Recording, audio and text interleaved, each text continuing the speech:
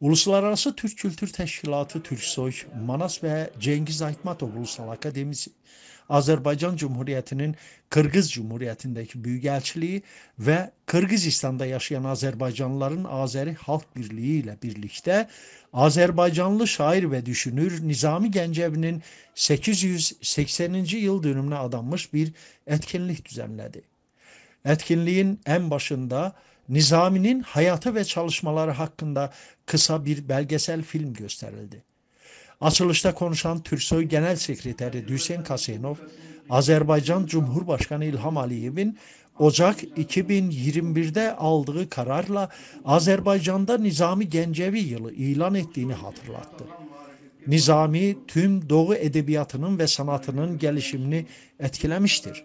Nizami Gencevi'nin hamsası sadece Farsçanın değil, aynı zamanda genel olarak Doğu şiirinin gelişiminde büyük bir etkiye sahipti.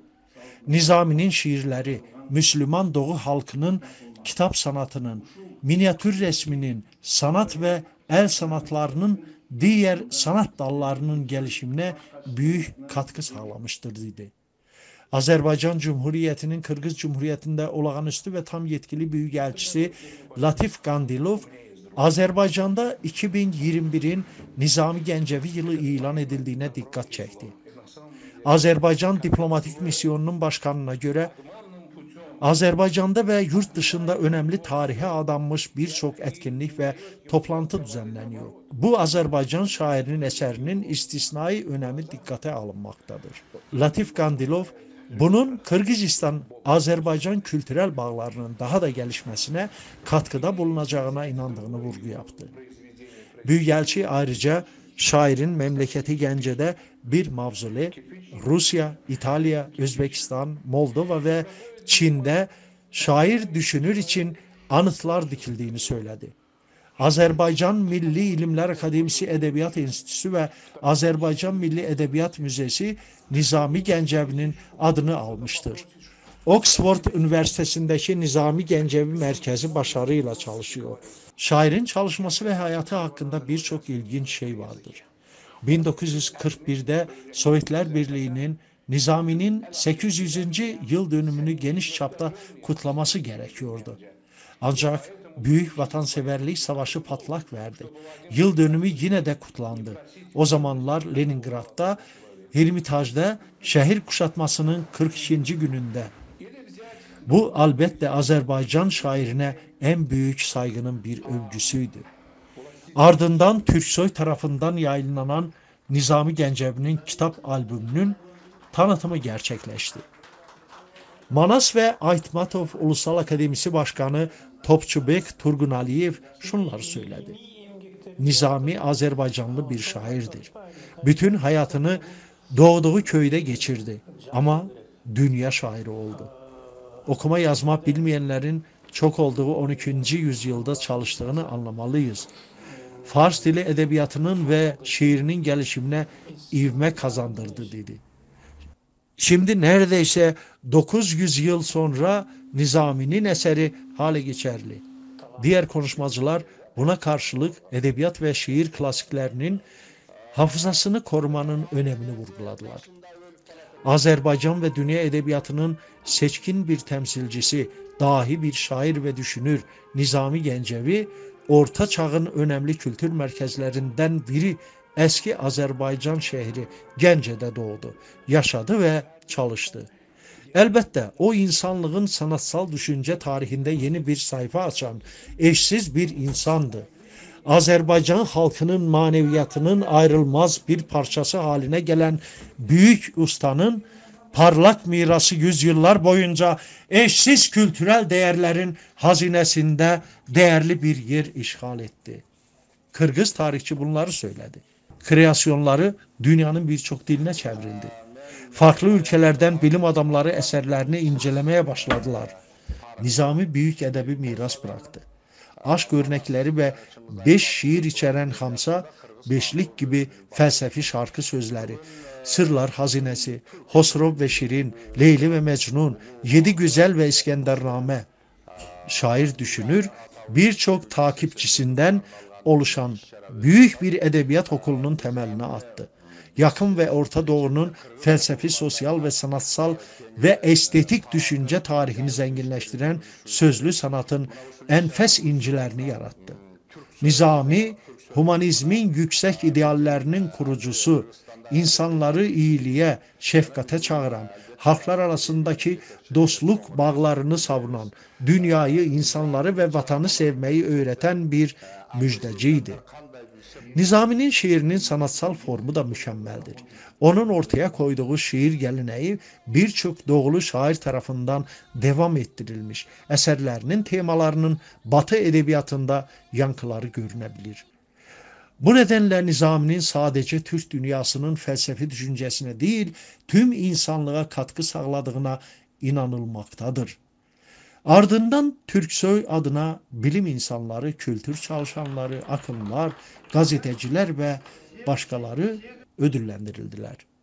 Sonunda Azeri Diasporası Başkanı Aziz Ağa Aliyev'in önderliğinde bir kültürel program düzenlendi. Mənə xoşdur qəmim canan, ona gəl dərman axtarma. Sual etmə nədir dərdin, əcəb bimar saxlarsan.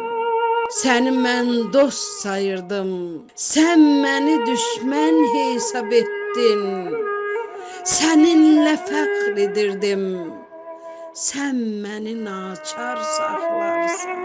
Səni daim Nizami öz əziz yarı bilmişdir.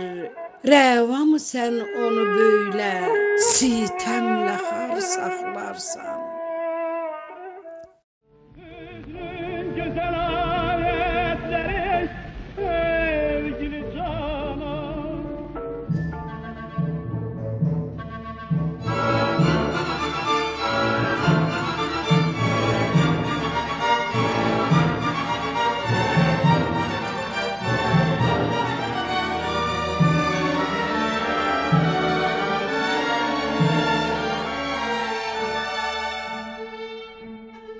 Hüsnün güzel ayetlerine sevgili canan. Olmuş bütün alemde senin şenine şeyan. Gel eylene vaziş, gel eylene vaziş, mənə bir bu sələbindən. Çünkü güzelin bu sesidir aşık ehsan. Çünkü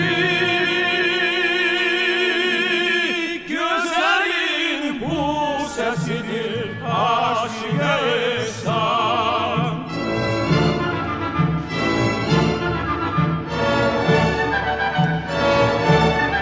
Sordum çükünün hardadır aldım bu cevabı. Hiç sorma tapılmaz, onu aktarsa da insan.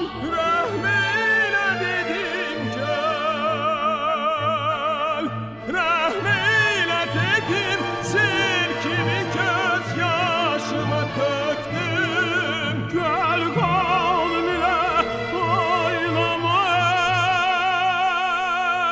ey afeti devran. İnsafın eğer var, insafın eğer var ise söyle bu Nizami.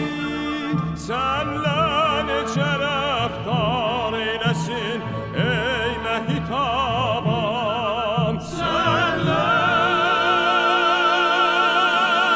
neçe rəftar eylesin ey mehitaban. Gel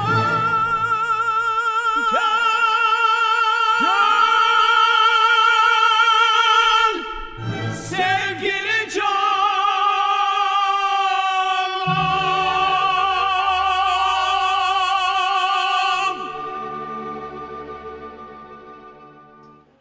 Büyükelçi daha sonra Nizami'nin 880. yıl dönümü dolayısıyla Türksoy ve diğer organizatörlere teşekkür etti. Bir sonraki etkinlik 14 Aralık'ta Kazakistan'ın başkenti Nur Sultan'da gerçekleşecek.